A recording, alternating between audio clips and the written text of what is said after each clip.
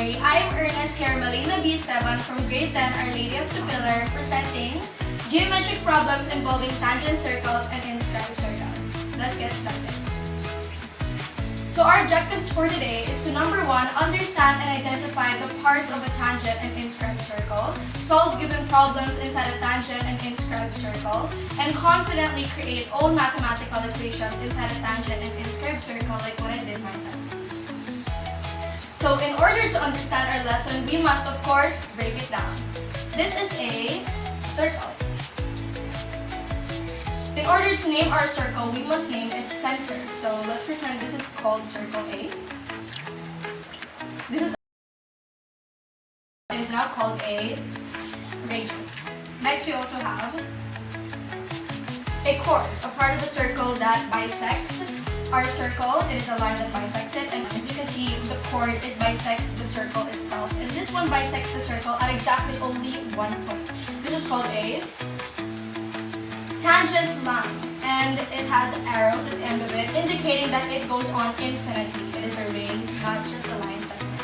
And the point that intersects the line and the circle is called a tangent point. So tangent lines there can actually be multiple of them in one circle. As you can see, I've created a sort of square. And if I can create a shape out of it, I can create a triangle.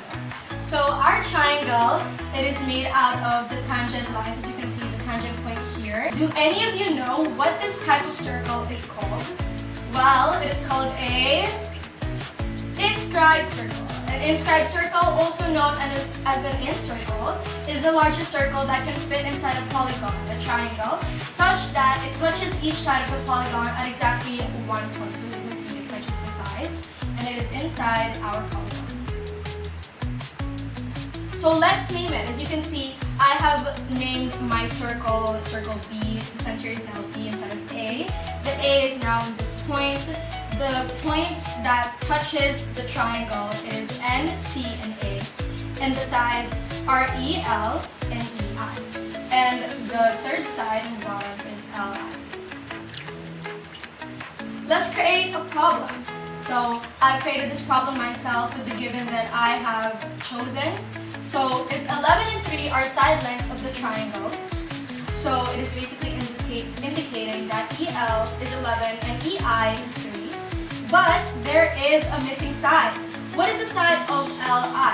Well, it is actually between 8 and 14. How did I get to that conclusion? Well, it is because 11 plus 3 equals 14 and 11 minus 3 equals 8. So the range will be 8 to 14. It is because the given sides are 11 and 3, and I just took a number out of that range, and the number that I've chosen is 10. So the third side is 10. First, let's find x before proving our triangle, the side lengths. Because as you can see here, we have 11 minus x. What exactly is x? Well, to find out x, we must first, we must identify what side we are finding. So EI. So this basically concludes that EA and AI equals EI. So the full length of this side depends on EI. And in order to get that, we must find the sum of half of this length. Okay? So let's put the given in, let's substitute. So it becomes 11 minus x plus 10 minus x equals 3, because our point here is A, which indicates that EI is 3. We solved it. We have 21 minus 2x equals 3. And then we are going to be transposing, so it becomes a negative number, and then we will be dividing it in both sides. So negative 2 minus negative 2, that cancels out. And then we have negative 8 divided by negative 2, which is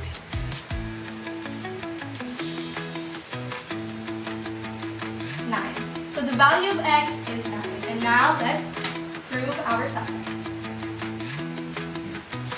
So when I say proving, what exactly will we be proving? We will be proving the given, which is 11, 3, and 10. So first, let's prove EL. Let's take a closer look. Which side exactly is EL? in a triangle, this is side EL, which is basically 11. Let's prove if the given of this side is actually 11. Well, first, let's substitute the given. We have En equals 11x. We now have the value of x, so we will be substituting it. So it is now En equals 11 minus 9. 11 minus 9 is 2, so we have concluded that En is 2. And then we have NL.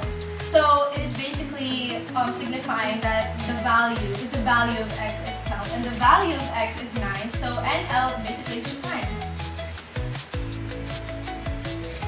So in order to get our side length, EL, we must find the sum of EN plus NL. So we have 2 plus 9 equals 11, so the side length of EL is 11. Which is correct. So now we will be finding the value of EI. We have proved that the value of EL is in fact 11, but is the value of EI 3? Well, let's find out by using the same procedure that we used. So first, let's go ahead and solve the given here. 11 minus x, which is given 9, so we have 2. And then for AI, it is 10 minus x, so 10 minus 9 is 1. Now, in order to get EI, we must find the sum of these two variables. So we have 2 plus 11 equals 3. So the value of EI is 3. So we have now concluded that EI is 3. So this is confirmed, this is correct. Now let's prove the last value of our side, which is Li. Is it really 10? Let's find out. So LT equals 9. LT equals 9 because LT is equals x, so the value of x is 9. And then TI equals 10x. This basically I just substituted the value of x, so the answer is 1. And then to get the full side length, we must find the value of this summed variable. So LT plus TI equals LI. So LI is 10, which is correct. So yes, that is all for our discussion today. Joke lang, may isa pa. In our example, earlier, the triangle that we used was outside the circle. Now the triangle is formed by the radii of our circle. I discussed earlier that the radii is the half of the diameter. Radii is the plural of radius. So the sides are made out of radii. And now I have named the sides. So by using the point exactly. So we have point A, point B, point C, and then inside the triangle we have B, F, and basically in alphabetical order. Okay, so now I put values in my triangle. So I have chosen the values once again. So for BA, this is 5. It looks like an S, but it's 5. So BA, we're basically indicating here that point in the middle, which is basically indicating the full side length is 5. BC is 13 and AC is 16. Now let's find X. So in order to find X, let's go ahead and substitute and let's go ahead and solve once again. So 5 minus X plus 13 minus X equals 16. So now let's go ahead and solve the values here, and then we're going to get 18. So now we have 18 minus 2x equals 16. Transpose, and now we have 2x equals negative 2, and then we're going to divide both sides. So this is going to be cancelled out. So negative 2 divided by negative 2 will be cancelled out. So x will stay equals negative 2. So we are going to be dividing that number into negative 2. And then we're going to get 1. So for this problem, our answer will be 1. And that concludes our lesson. Thank you for listening. So our presentation today basically helps you identify the parts of an inscribed circle,